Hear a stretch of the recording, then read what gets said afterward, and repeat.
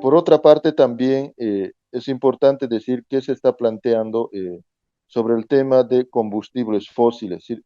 decir, lo que los pueblos indígenas plantean es que realmente si sabemos, ¿no? Entonces, como todo el mundo sabe que si queremos avanzar en bajar la temperatura del planeta, la principal causante son los combustibles fósiles. Entonces, si queremos enfriar el planeta o avanzar hacia disminuir las emisiones, es que se tiene que quitar o ya no se tiene que usar o se tiene que dejar bajo tierra la industria fósil. Entonces, hay una exigencia también a los estados y a mí me ha gustado cuando los pueblos indígenas han tenido reunión con la presidencia de la COP, después con el Champions de la COP y el secretario que está a cargo de Naciones Unidas de la COP, les dijeron, ustedes, ¿no? Sus lujos o todo lo que tienen de riqueza es nosotros estamos pagando con nuestras vidas, ¿no? Entonces, creo que es esto, digamos, el mensaje claro de los pueblos indígenas, pero además dijeron, sí, ni siquiera ustedes se dan cuenta que nosotros tenemos las soluciones y ustedes quieren pensar por nosotros qué soluciones vamos a hacer, es decir, al menos escuchen, ¿no? Entonces, también el otro mensaje que se ha planteado. Bueno, el otro tema que yo estaba implicado en la parte, sobre todo en la negociación, como parte del grupo de trabajo del Caucus a la que me han invitado a ser parte, es de agricultura, ¿no? Y ahí no se ha avanzado casi nada porque los estados no se han puesto de acuerdo y la negociación va a continuar en Bonn el siguiente año. Y lo que se ha acordado es que se hagan talleres y ahí lo que se está planteando es, porque la agricultura, y creo que eso es bien importante para nuestro país, es el responsable del 25% de las emisiones y que es importante también considerar en la discusión, ¿no? Entonces, ahí el nexo que hay, me parece importante, es relacionar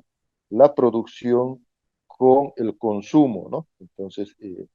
no solo, digamos, es responsabilidad de los que producen, sino también es responsabilidad de los que consumen.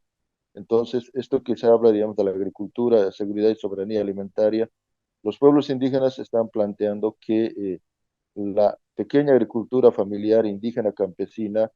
es, digamos, el mecanismo, el camino que deberían potenciar, sobre todo con los fondos en adaptación, ¿no? Pero también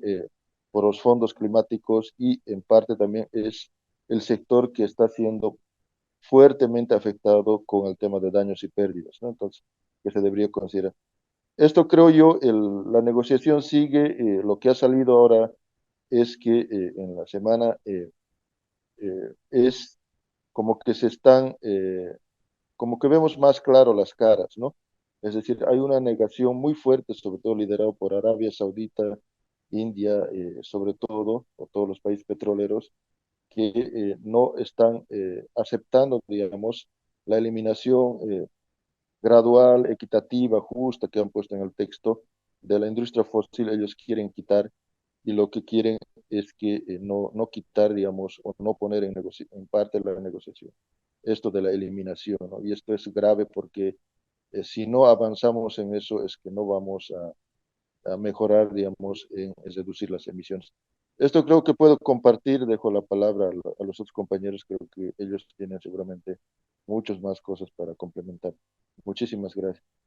Gracias, Juan Carlos. Importante los temas que mencionas justamente que se han tratado en los espacios, ¿no? Principalmente de discusión sobre el tema de derechos de pueblos indígenas y también es este tema que nos mencionabas respecto a los posicionamientos que se tienen de la transición justa, ¿no? Y otros. Bueno, vamos a pasar entonces con los compañeros también que están, Marcos Norden, justamente en esta transmisión que él también va a dar un panorama también un poquito más amplio, tal vez de las otras, de los otros eventos que se ha podido participar y también, ¿no? Poner como antecedente que se ha llevado un posicionamiento, ¿no? Hacia la COP desde la sociedad civil en cinco temas que son importantes, que prácticamente se han discutido y se han analizado, y que seguramente allá han tenido ese espacio para poder analizar, discutir y también llevar estas propuestas, ¿no? Entonces, Marcos, por favor, adelante, puedes compartirnos un poco más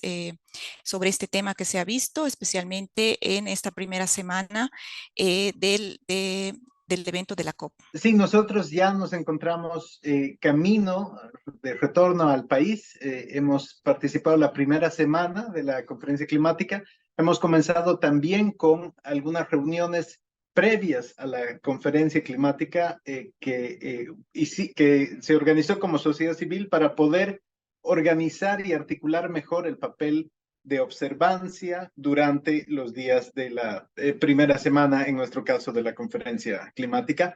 Y el papel, como decía Juan Carlos, el papel de los observadores es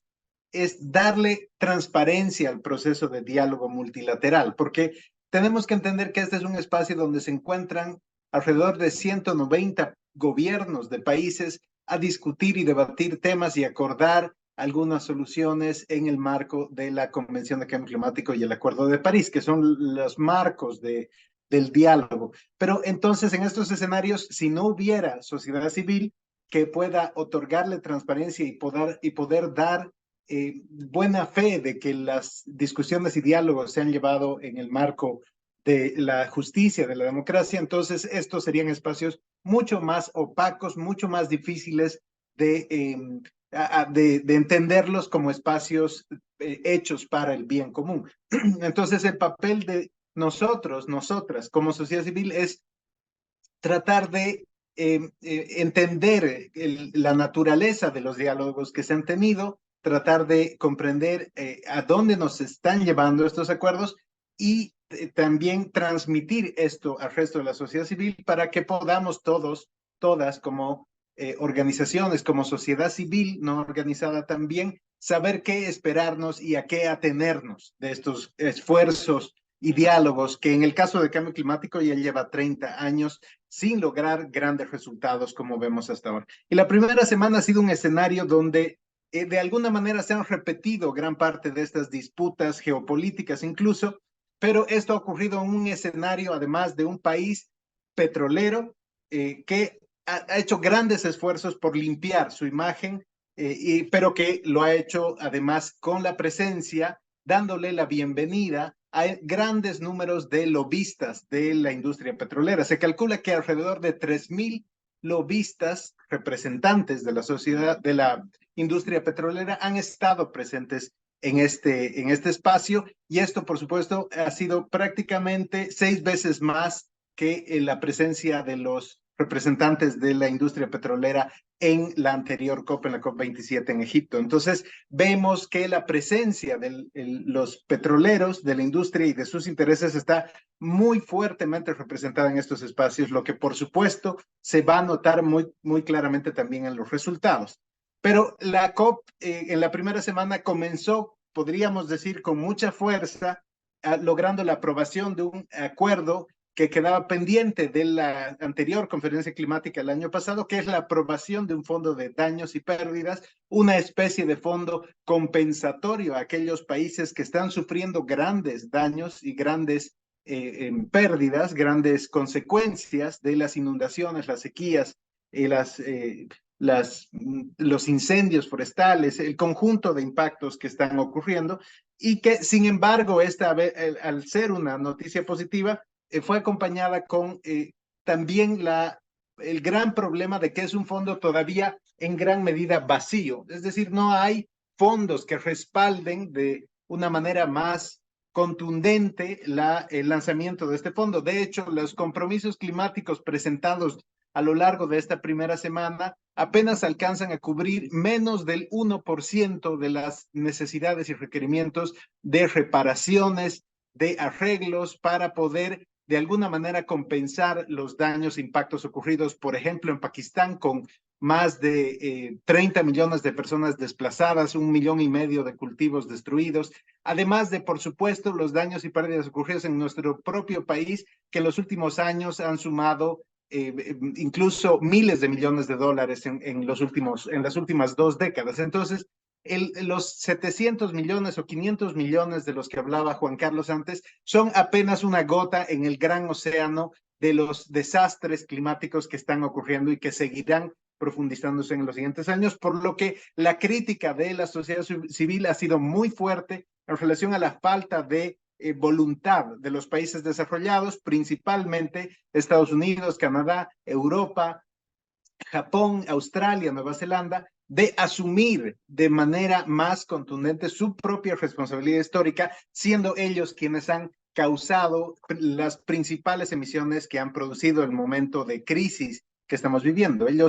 Estos países que he mencionado son responsables de más del 60% de las emisiones históricas. Entonces, por supuesto, esto debería también ir acompañado de mayor capacidad de reconocer esta su responsabilidad. Esto fue en el Fondo de Daños y Pérdidas. Hemos visto igual el papel de Estados Unidos muy ausente en el compromiso de financiamiento. Apenas han ofrecido poner 17 millones de dólares en este fondo, es decir, para la escala de daños que están ocurriendo, una migaja, prácticamente muchos decían una burla a la responsabilidad histórica que en realidad tiene ese país para con el mundo en vías de desarrollo. Entonces, estos han sido algunos de los temas iniciales que marcaron los primeros días de la conferencia, para luego rápidamente moverse la discusión y la atención general de tanto las delegaciones nacionales como de la propia sociedad civil hacia la discusión más estructural de el proceso de evaluación sobre cómo ha avanzado el Acuerdo de París en los últimos 10 años, porque recordemos, el Acuerdo de París fue aceptado, fue aprobado el 2015 y desde entonces hemos venido teniendo estas conferencias climáticas para implementar el Acuerdo de París con sus objetivos principales, entre otros, el estabilizar las temperaturas en 1.5 grados y no pasarlas. Entonces, en esta COP se tenía que hacer o se tenía que acordar el proceso de evaluación de esta implementación del Acuerdo de París con un llamado balance global, donde se incluye la discusión que mencionaba Juan Carlos acerca de compromisos para la eliminación total de los combustibles fósiles, pero que sin embargo vemos ahora en las negociaciones se ha limitado a por compromisos principalmente de los países petroleros como Emiratos Árabes, el anfitrión, pero también Estados Unidos, el Reino Unido, Francia, la Unión Europea, quienes han buscado principalmente limitar ese compromiso de eliminación de los combustibles fósiles a eliminar los combustibles fósiles que no implementen acciones para la captura y almacenamiento de carbono. Este pero que les menciono le abre la puerta a soluciones tecnológicas de geoingeniería que han sido fuertemente criticadas y han sido señaladas como un grave peligro hacia adelante, porque significarían que le daríamos carta blanca a la industria petrolera para que bajo la excusa de utilizar tecnologías para capturar este carbono, puedan seguir explotando y seguir vendiendo su producto, que es altamente nocivo y que hemos visto ha causado grandes impactos en las sociedades alrededor del mundo, pero en nuestro propio país también, con el derretimiento de al menos del 50% de los glaciares, con todos los impactos de incendios, de falta de agua en el altiplano, en los valles, pero que también está contribuyendo de gran manera a los incendios que se han visto, además, por supuesto, profundizados por el mal manejo del fuego y el modelo agroindustrial. Pero todo esto tiene que ver con este compromiso de eliminación de los combustibles fósiles, que sigue siendo muy débil, sigue siendo completamente insuficiente, y aquí precisamente el papel de los observadores, de quienes estamos ahí para apuntar y señalar estas actitudes mezquinas de los países petroleros, pero también de países como Estados Unidos, países como Reino Unido, que han comprometido a seguir explorando y seguir extrayendo petróleo en los siguientes años, incluso proponiendo un aumento de su explotación de petróleo hasta el 2030, algo que es completamente incompatible con estabilizar las temperaturas y cumplir las metas del Acuerdo de París. Pero luego también han habido compromisos discusiones sobre cómo acompañar esta eliminación de combustibles fósiles a través de compromisos para la triplicación de la instalación de energía renovable, la duplicación de la eficacia pero que también han venido nuevamente acompañados de lavado verde, de intentos de incorporar dentro de estos compromisos que podrían verse como positivos, también podríamos decir soluciones más que más le interesan a la industria petrolera y que les permiten, como por ejemplo en el caso de la captura y almacenamiento de carbono, dar la impresión de que están haciendo algo cuando en realidad continúan extrayendo petróleo y van a llevarnos hacia un desastre global que lamentablemente esta COP hasta ahora, al menos la primera semana, no muestra señales de poder evitar. Otro tema importante incluido dentro del balance global de este ejercicio de valoración de los avances ha sido también el de la nueva meta de financiamiento. Este es un tema muy importante que principalmente se trata de que los países desarrollados, los principales causantes de los problemas relacionados al aumento de temperaturas, que ellos se comprometan en un nuevo proceso que permita asegurar los recursos financieros necesarios para poder implementar todas las transiciones que deben ocurrir en los siguientes 6 años. En los siguientes 6 años, Naciones Unidas ha establecido con ya claridad que necesitamos reducir a la mitad las emisiones de gases de efecto invernadero, pero sin embargo no hay financiamiento para hacer todos los cambios e inversiones que se tienen que hacer en el sector de energía, en el sector de agricultura y eliminación de la deforestación, entre otros de los cambios que tienen que ocurrir, incluyendo también el sector de transporte y agricultura y muchos otros, ¿no? Pero estos cambios van a demandar de grandes cantidades de financiamiento adicional a lo que se ha dirigido ahora, ¿no? Y han habido muy pocos avances en esto, no hay voluntad de parte de los países desarrollados, como Estados Unidos, como la Unión Europea, como el conjunto de países industrializados, incluyendo Japón, Australia. No hay interés de parte de estos países de avanzar en un esquema transparente para poder planificar las cantidades de recursos que van a ser puestas a disposición y que son requeridas con urgencia. Y esto muestra que tanto los países desarrollados, como indico ahora, a través de su negativa a poner a disposición financiamiento suficiente adicional,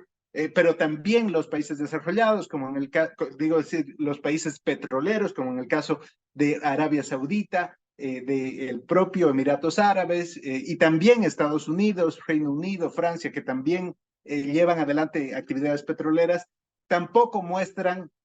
por su lado, voluntad de reducir su actividad petrolera en los siguientes años. En la suma, en su conjunto, lo que podemos decir es que tanto la actitud mezquina, irresponsable de los países desarrollados, como la de los países petroleros, que en muchos casos coinciden, como por ejemplo Estados Unidos,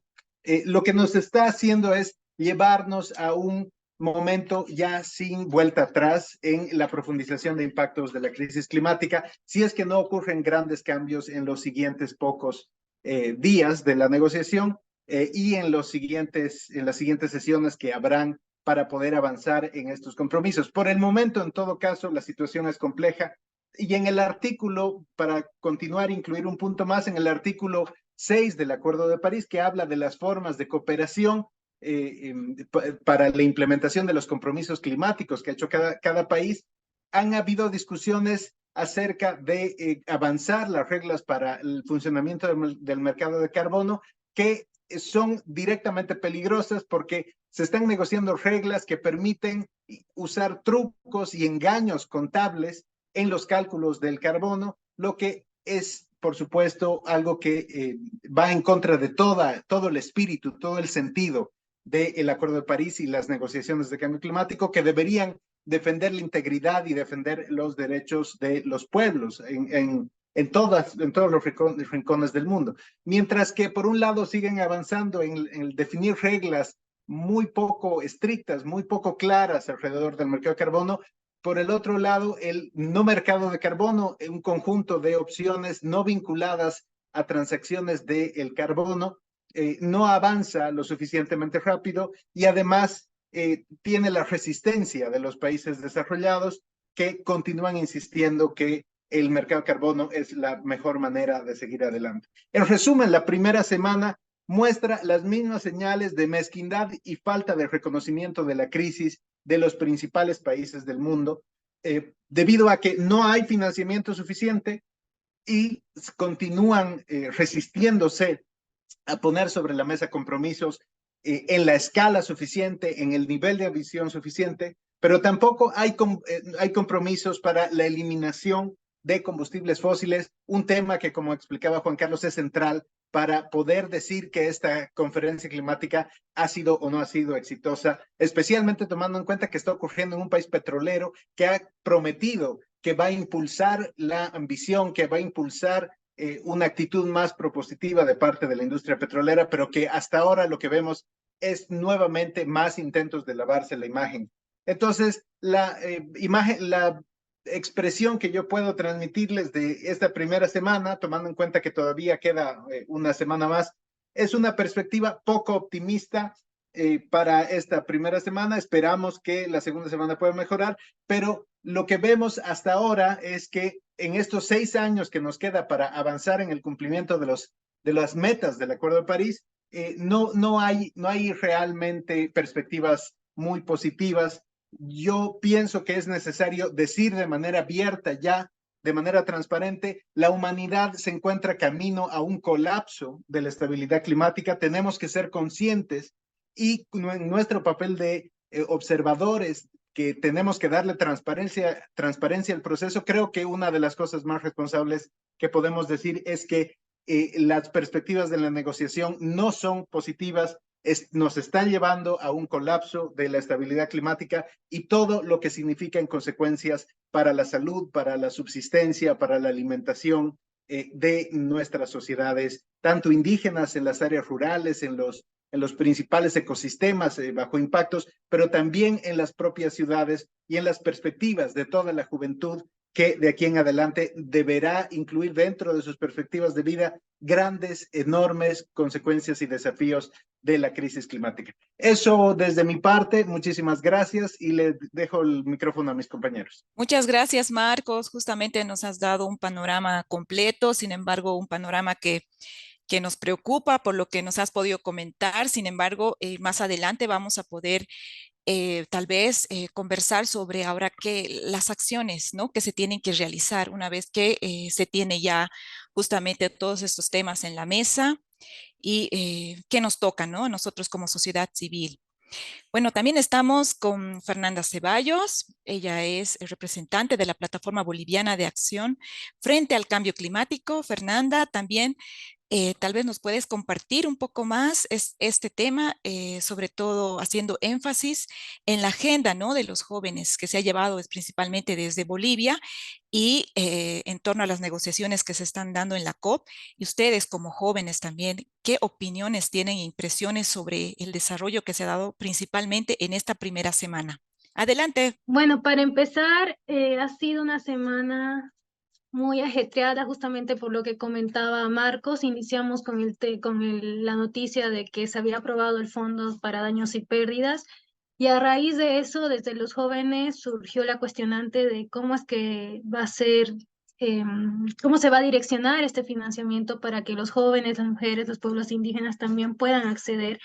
a este recurso, ¿no? Y durante toda la semana empezaron a existir también debates de qué tan fácil va a ser, qué tan accesible va a ser para que se puedan acceder a estos fondos.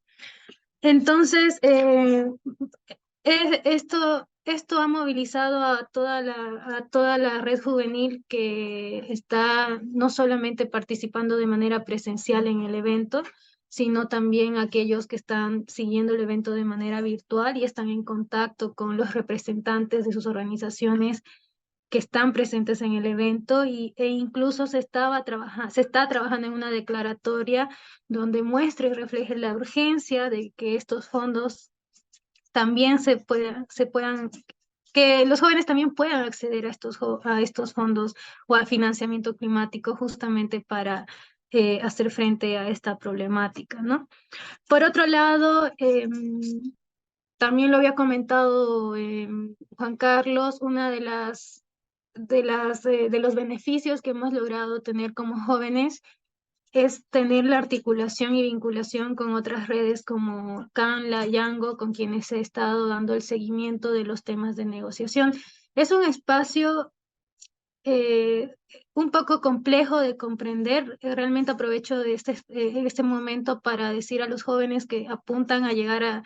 estos espacios de negociación climática, que se preparen muy bien para poder entrar en sintonía de lo que está pasando, como lo comentaba Marcos también en su intervención. Por suerte tenemos esta articulación con estas redes Django, Canla y otras más con quienes les hemos estado dando seguimiento y asentando un poco también todo lo que ha estado sucediendo diariamente sobre las discusiones de, de los temas de negociación climática, ¿no? Por ejemplo, Django, que es la Constitución de Jóvenes, no solamente ha brindado espacios para dialogar sobre las agendas que se han trabajado en los eventos de jóvenes como la LCOI, la RCOI, la COI, sino también ha brindado espacios de intercambio de experiencias sobre la participación, la importancia de la participación de los jóvenes en estos espacios y qué tan inclusivo tiene que ser, qué mecanismos deberían existir para que sean inclusivos e incluso accesibles, porque hay que recordar también que Dubái es un país eh, un- es caro, entonces no todos los representantes juveniles han logrado estar en este evento, ¿no? Sin embargo, han estado los líderes de las organizaciones de la sociedad civil y han estado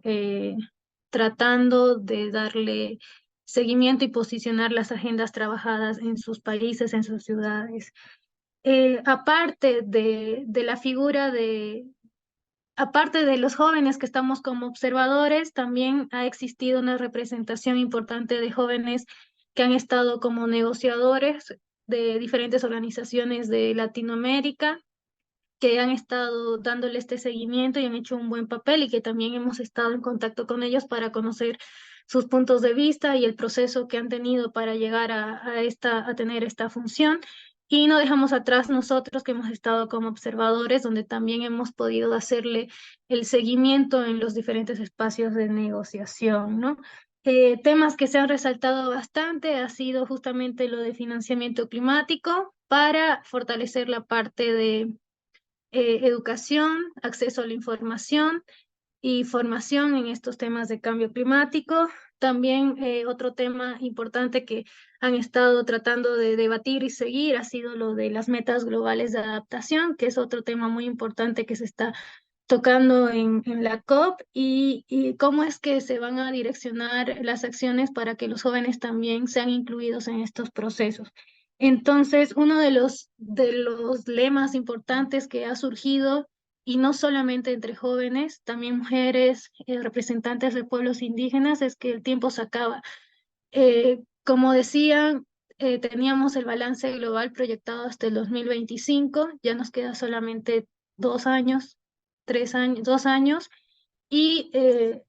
así como están exigiendo que los países en desarrollo cumplamos estas metas, también ellos tendrían que cumplir para ese año para que nosotros también, eh, pensando en realidad en los jóvenes que somos el futuro como ellos lo proyectan, ¿no? Entonces, queda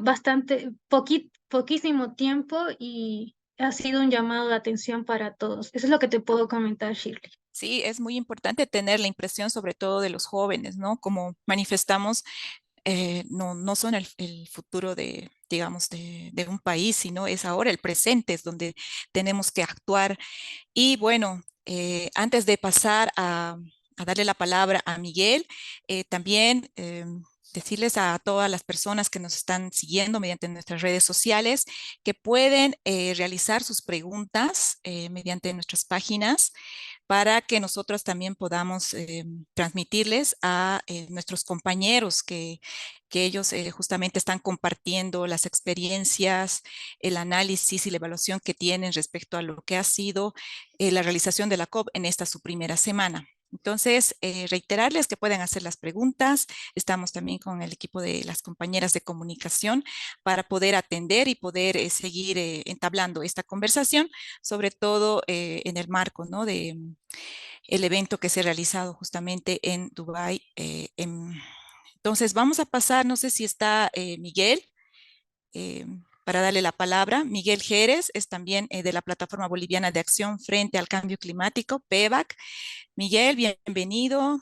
Por favor, también podrías comentarnos, compartirnos también la experiencia que han tenido. Fernanda ya nos ha compartido justamente este tema de los diferentes espacios que han podido ustedes participar y ver, y también tal vez algunas preocupaciones que ustedes tienen, sobre todo, ¿no?, como organización de jóvenes. Gracias. Adelante, Miguel. Gracias, Shirley. Y primero empezar con un saludo a las personas que nos están siguiendo y al mismo tiempo recordarles que este rol de observadores, como mencionaba Juan Carlos, de sociedad civil, si bien hace un seguimiento a las negociaciones y a la agenda global en temas de cambio climático, también es un rol importante para la sociedad civil que nos está siguiendo en este momento, porque refuerza lo que nosotros estamos haciendo en este tipo de espacios. Ya mis compañeros creo que dieron un buen pantallazo sobre los temas que se están negociando, cómo se están dando las negociaciones en el marco de la COP28 de este año. Así que yo voy a puntualizar algunas cositas y agregar algunas otras que hemos ido rescatando de las sesiones de negociación de las que hemos estado participando, de las sesiones de evaluación de las negociaciones, entre otros, ¿no? Primero quería puntualizar algunos detalles sobre el Fondo Global para Daños y Pérdidas, que desde la Declaratoria Global de la Juventud, que fue presentada el primer día de la COP, se presentaron varios cuestionamientos. Uno de ellos, ya lo mencionaba Fernanda, era cómo se va a operativizar este fondo para una de las poblaciones que va a ser la más afectada por los efectos del cambio climático de aquí en adelante, los jóvenes. ¿Cómo es que el Fondo para Daños y Pérdidas va a atender las necesidades de los niños? No solamente las necesidades tangibles, sino las necesidades que no se pueden tocar, que no se pueden materializar, como que a las generaciones actuales y las generaciones futuras se les está quitando sus oportunidades para realizarse profesionalmente o personalmente en todas sus áreas. Entonces, ¿cómo es que el Fondo Global para Daños y Pérdidas va a abordar estos temas relacionados con los niños, niñas y jóvenes, ¿no? Otro tema importante que está muy ligado a toda la participación juvenil a través de la constitución de jóvenes en las COPs y en todo lo que significa la Convención Marco de Naciones Unidas para el Cambio Climático, es la Declaratoria Global de la Juventud, que se presentó, como les había mencionado, el primer día en una conferencia de prensa, una declaratoria que se construyó con la participación de más de 10.000 jóvenes a lo largo de todo de todo el mundo, a través de los distintos espacios que se generan con Django. Uno es la Local Conference of Young, o LCOI, que nosotros como organización juvenil PEVAC hemos estado realizando este año. Luego la ERECOI, o la Conferencia Regional de la Juventud por el Cambio Climático, que se realizó este año en Colombia. Y luego el mismo espacio global de jóvenes sobre cambio climático, OCOI. En el marco de estos tres espacios a nivel local, regional y global, se construyó una declaratoria de la juventud que recoge los cuestionamientos y propuestas de los jóvenes en los tres temas principales de esta COP, ¿no? El primero, transición justa; el segundo, el Fondo para Daños y Pérdidas; y el tercero, ACE, o Acciones para el Empoderamiento Climático. Luego ya se van desarrollando otros temas importantes para los jóvenes, como el tema del financiamiento climático, el tema de los nuevos compromisos en financiamiento climático, entre otros. Aquí en el punto del balance global, por ejemplo, en la Declaratoria Global de la Juventud se mencionaban algunos puntos interesantes. Dentro de los mismos espacios de actualización de las negociaciones, nos decían, por ejemplo, que el término usado en esta declaratoria, youth watching, o lavado juvenil, era un término nuevo, interesante, que se estaba empezando a ver en distintos espacios, que hacía referencia a cómo las organizaciones internacionales o las organizaciones de cooperación usaban a los jóvenes desde nuestro espíritu de voluntariado para posicionar proyectos, para posicionar agendas, y a estos jóvenes no se les reconocía ni económicamente ni de otra manera su participación. Es por eso que cuestionaban que los jóvenes en los espacios de negociación o en su espacio o rol de observador no siempre eran reconocidos como agentes de cambio o agentes de incidencia. Aquí mismo se mencionaba que dentro de los procesos futuros del balance global se deberían pensar en hacer balances de la juventud. ¿Cómo es que los jóvenes desde su aporte están contribuyendo a la solución, a la mitigación de los gases de efecto invernadero, y al mismo tiempo cómo los impactos están afectando a los distintos grupos de jóvenes en Latinoamérica, en África, en Asia y en todo el norte global? También se sugería que el balance global a nivel internacional podría ser verificado con balances globales, pero a nivel local y de forma independiente, que puedan organizar o las constituciones o organizaciones de la sociedad civil, para ver que todo el proceso de evaluar cómo estamos yendo con nuestros compromisos nacionales, de alguna manera sea validado con otras instancias un poco más independientes. Dentro de otra de las declaratorias que se presentaban en las COP, en esta COP que resonó mucho en varios países, fue la Declaratoria Global para la Inclusión de Jóvenes Negociadores en las Delegaciones Latinoamericanas. Una declaratoria que estaba siendo impulsada desde Colombia, donde después se estuvo uniendo, si no me equivoco, Chile y Brasil, y se la estuvo presentando en distintos espacios con delegaciones de negociadores de los países de Latinoamérica para ver quién se podía sumar. Porque aquí la reflexión era que luego de más de 30 años de negociación, teníamos delegaciones que mayoritariamente estaban compuestas por personas mayores de 30 años, 35 años. Había muy poca participación de jóvenes, y la participación de los jóvenes estaba un poco más restringida al rol de observador o al rol de presentación de experiencias en los espacios de webinar o en los pabellones, donde no necesariamente se abordan los temas principales de negociación, o donde estos jóvenes que tienen conocimiento y que tienen capacidades para hacer incidencia, solamente estaban siendo usados para presentar temas de avances de proyectos o experiencias, y no estaban aportando en el debate y en la incidencia sobre la agenda global o sobre los temas más puntuales de la juventud. Algunas otras experiencias que les puedo contar están relacionadas a la participación juvenil con pueblos indígenas y con mujeres. Por ejemplo, en algunos side event, en algunos side event en los que participamos, estuvimos comentando cuáles eran las barreras, las dificultades, los desafíos que enfrentaban los jóvenes, las mujeres y los pueblos indígenas para participar de forma efectiva en estos espacios de negociación o de observación o las COPs. Y aquí mencionábamos que si bien la COP es la mayor instancia de decisión de los temas de la agenda global climática, no siempre se puede llegar aquí, porque el tema del idioma es una barrera importante. Solamente en Bolivia hablamos 36 idiomas, bueno, que están reconocidos en la Constitución Política del Estado. Entonces, imagínense, si queremos hacer un espacio verdaderamente inclusivo que considera las 36 naciones de Bolivia, tendríamos que ver las formas de dar estos temas en algunos otros idiomas que no sean solamente el inglés. Por eso se mencionaba que el inglés era una barrera significativa para la participación de todas las personas que hay en las constituciones de la Convención Marco, ¿no? Otro de las reflexiones que hacíamos es que hay espacios previos que ayudan a la construcción de las agendas y de las exposiciones previos a la COP, ¿no? Como las mismas ELECOI, como las mismas COP regionales de Escazú o de biodiversidad, o la Semana del Clima, o el FOSPA,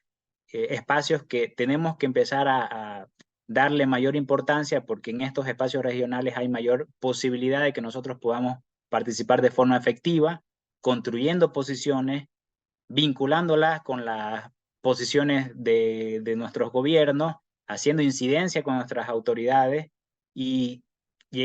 para llegar a, y ya una vez tengamos una agenda articulada entre sociedad civil y nuestro gobierno, ya podríamos llevar esta agenda o esta posición a las negociaciones en la COP,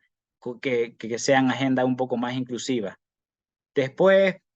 estuvimos compartiendo con otras organizaciones de la sociedad civil que están dentro de la constitución de organizaciones ambientales que reforzaron nuestro seguimiento a las negociaciones, a los temas de negociación principales que se dan en la COP, y de la misma manera nosotros pudimos contribuir al análisis de estas negociaciones, hablando sobre qué se dialogaba en Yangok, qué significaba una declaratoria global de la juventud contribuida con más de 10.000 personas, qué significaba hablar de acciones para el empoderamiento climático en el marco de la transición justa, en el marco de la aprobación del financiamiento para daños y pérdidas, en el marco de las nuevas metas para adaptación y financiamiento climático. Entonces, creo que el rol como observador que tiene uno en estos espacios se logra entender estando en las mesas de negociaciones, escuchando cuáles son los temas, pero también haciendo este trabajo de networking que mencionaba Juan Carlos al inicio con otras organizaciones. Por eso creo que es necesario, como mencionábamos en un video que subimos a nuestras redes sociales, que la sociedad civil se pueda sumar al seguimiento de todas las actividades que estamos haciendo, porque es una forma de reforzar lo que estamos haciendo, es una forma de que ustedes también se enteren de lo que está pasando en esta COP, porque como decía Marco, estamos llegando a un punto de inflexión donde lo que va a pasar de aquí en adelante solamente lo hemos visto en películas apocalípticas. Y aunque de nuestra parte suena un poco exagerado, las conclusiones que dan los expertos del IPCC, las conclusiones que se dan en los mismos discursos de inauguración de esta COP son alarmantes. Y la única forma para que nosotros podamos aportar significativamente a la solución del cambio climático es que lo hagamos entre todos, con la información que hay circulando en todos los espacios que genera la convención o la que hacemos a nivel local, y haciendo incidencia desde la sociedad civil, porque ya hemos visto que nuestros gobiernos en más de 30 años no lo han podido hacer. Entonces, como sociedad civil, creo que es momento que empecemos a tener una incidencia y participación más efectiva, con más fuerza y con más ambición, ¿no? Creo que de mi parte sería eso, Shirley, y muchísimas gracias por la invitación. Muchas gracias, Miguel. Muy importante, principalmente el mensaje que nos das, ¿no? En esta última parte, para seguir involucrándonos en todas las actividades, en las acciones que están impulsando, tanto desde las organizaciones de jóvenes, desde las organizaciones de la sociedad civil. Muchas gracias, Miguel. Bueno, para esta charla informativa también teníamos como invitadas a Vilma Mendoza y también a Aileen Vaca de la CENAMIP, pero por temas de conexión ha sido imposible poder hacer justamente este diálogo con ellas. Las compañeras continúan en Dubái, ellas van a estar justamente participando de los siguientes eventos y a su retorno seguramente vamos a tener un espacio para poder compartir más ampliamente con ellas respecto al tema de la agenda de pueblos indígenas que ellas están justamente viendo allá y sobre todo las repercusiones que se tienen, ¿no? Para la última parte, por favor, entonces, para cerrar ya, podríamos un poco ver esta parte de lo que viene en esta segunda semana, aunque Marcos ya lo adelantaba, que el panorama no es muy alentador. Sin embargo, hay temas que ya, pues, al parecer está como definido, están definidos, entonces habría que hacer seguimiento. Sin embargo, ver tal vez qué posibilidades se tendrían en esta segunda semana y sobre todo ahora, cuál es el rol de nosotros como sociedad civil. Si bien hemos tenido esa participación de observadores en este espacio, sin embargo, ahora desde nuestros países, cuál es la agenda, cuáles los temas que nosotros tenemos que seguir haciendo énfasis y sobre todo en los temas que ustedes ya mencionaron, ¿no? Podríamos comenzar, por favor, con Juan Carlos para cerrar esta charla informativa. Gracias. Gracias, Shirley. Yo creo que toda la explicación, todo el análisis, digamos, ha estado eh, bastante amplio, ¿no? Entonces, la negociación ha iniciado hoy la segunda semana, entonces es decir, el único logro, aunque ya con todo lo que hemos explicado, ya no sé si realmente es logro, es el que se haya puesto en vigencia, podemos decir, o en camino, es el Fondo de Daños y Pérdidas, aunque,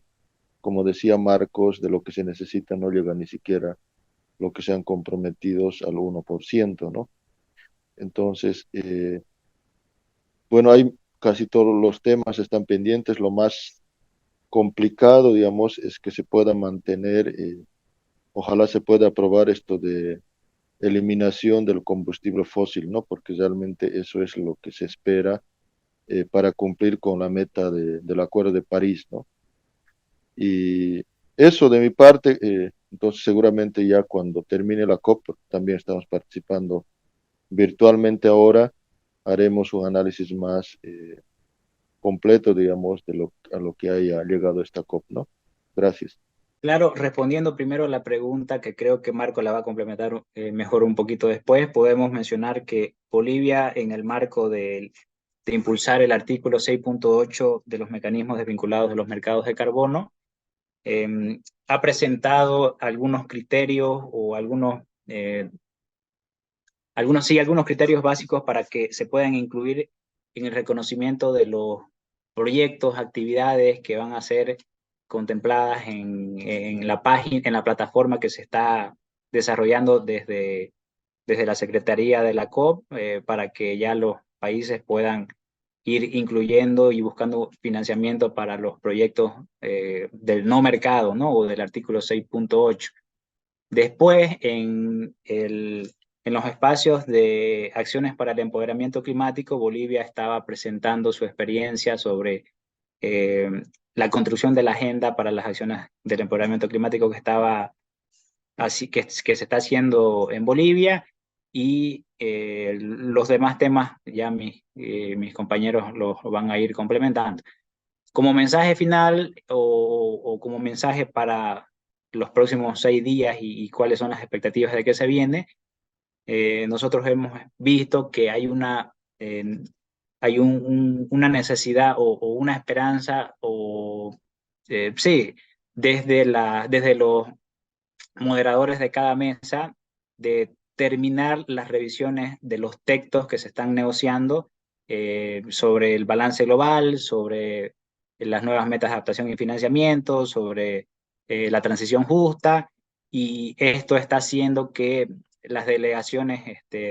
tengan un tiempo más apresurado para la revisión de estos mismos textos. En algunos casos, algunos países se han quejado y han manifestado que no han tenido el tiempo necesario para hacer la revisión de los textos, como el caso del G77 para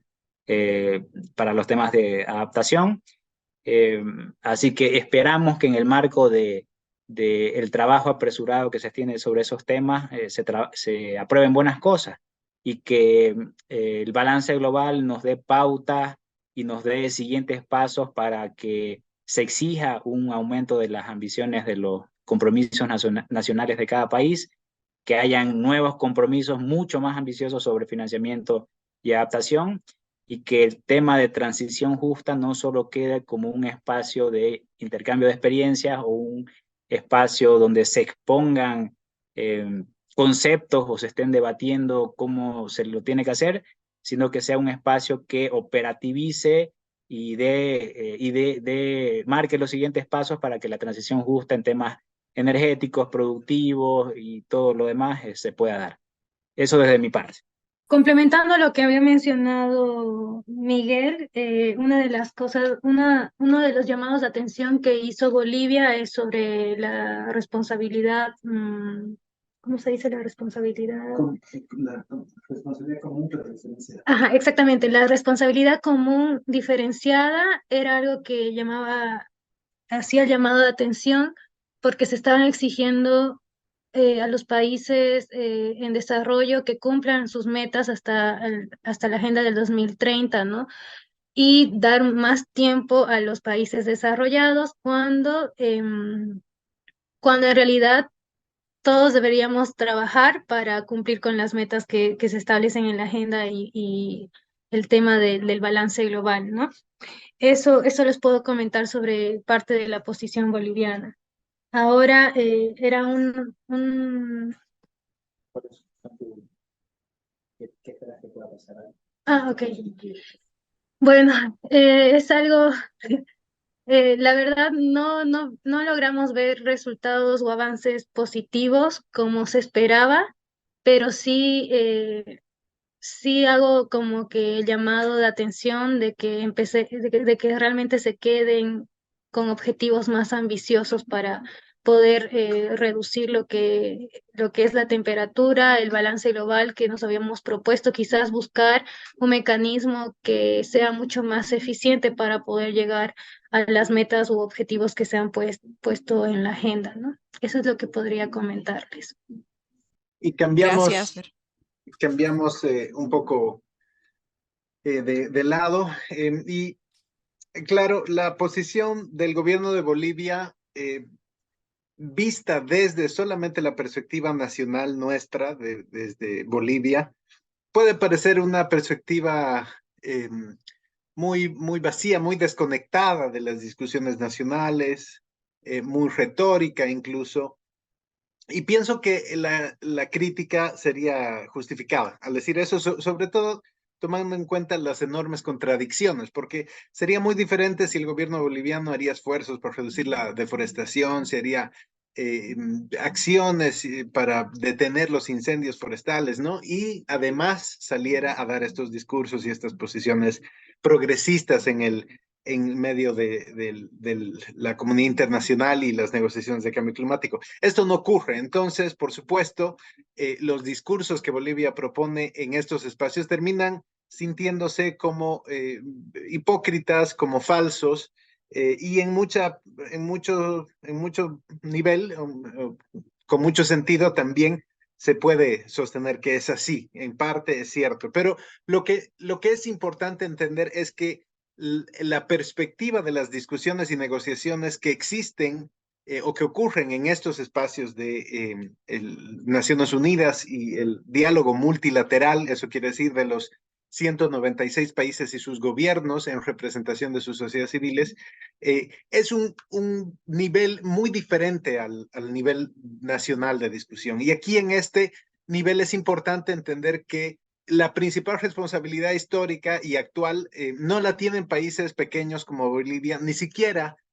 siendo responsables del nivel de deforestación que actualmente se lleva adelante en nuestro territorio. Bolivia es el tercer país que mayor cantidad de bosque deforesta y por supuesto eso es un problema muy grande, pero la deforestación como tal solo representa alrededor del 20-25%, 30% de las emisiones globales y la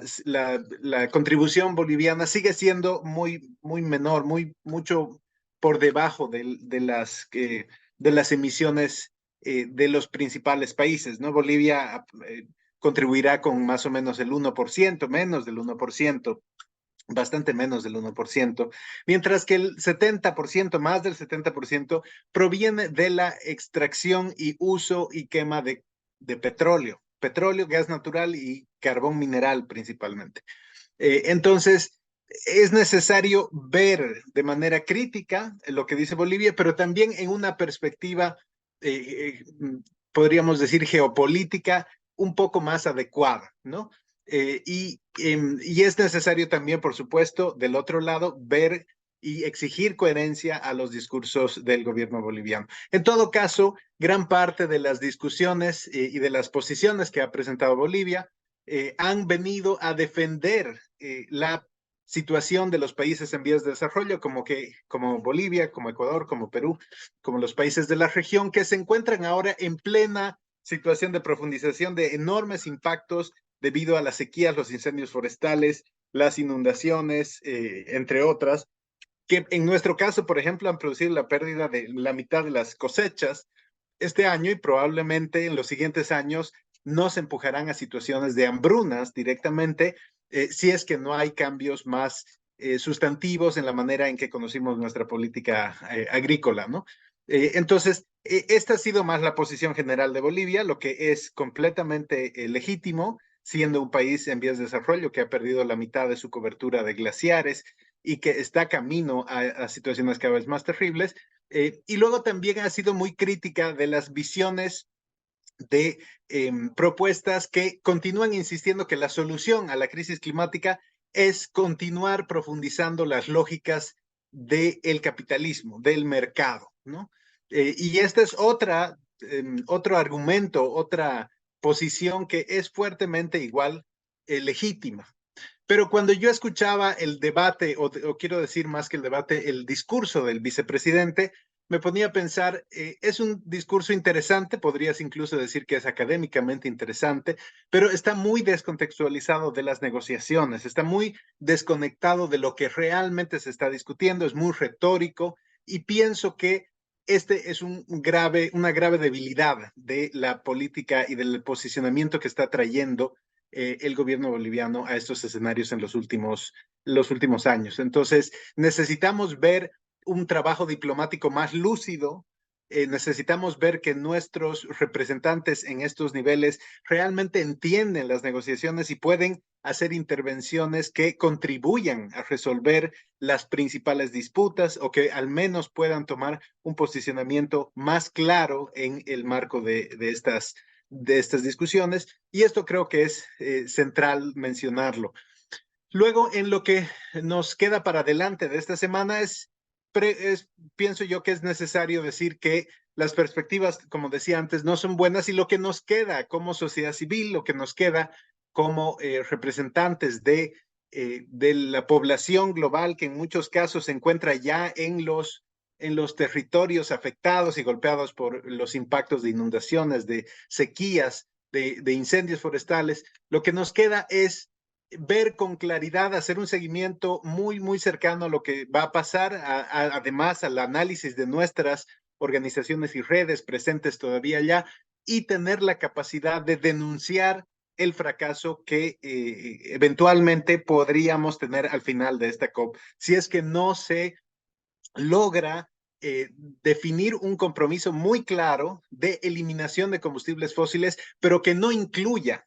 el lavado de la imagen de las empresas y países petroleros a través de una referencia a las tecnologías de captura y almacenamiento de carbono, que esa es la intención y es importante denunciarlo. Esa es la intención que tienen ahora los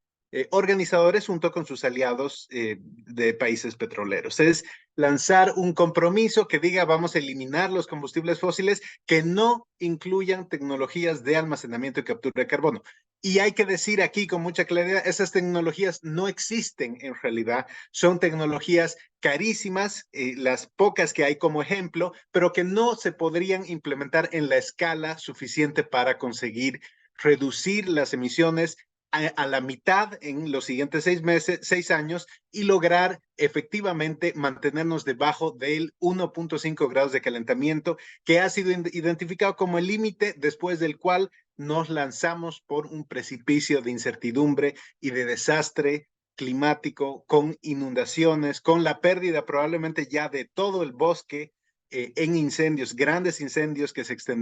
extenderían por toda la Amazonía, por toda la Chiquitanía, por toda el bosque también chaqueño, y que transformarían definitivamente y de manera ya permanente la situación de vida de todas las poblaciones, no solamente de nuestro país, sino del mundo entero. Entonces, este es el papel, esto es lo que necesitamos resguardar en los siguientes días, una vigilancia muy, muy cercana de qué resultados realmente se lograrán y cuánto realmente significan como posibles salidas a este momento de crisis. Muchas gracias, Marcos, por compartir justamente esta reflexión y vamos a estar atentos a lo que va a pasar esta última semana del evento de la COP28 y también me quedo igual con la última parte que mencionas, que hay que hacer seguimiento ya desde los mismos territorios a todo lo que está pasando, así también pues a los efectos que se están viviendo con el tema de la crisis climática y las acciones también que podemos seguir impulsando desde la sociedad civil. Muchas gracias a los compañeros, a la delegación que ha viajado allá. Vamos a tener otros espacios, como mencionaba Juan Carlos, para poder compartir justamente más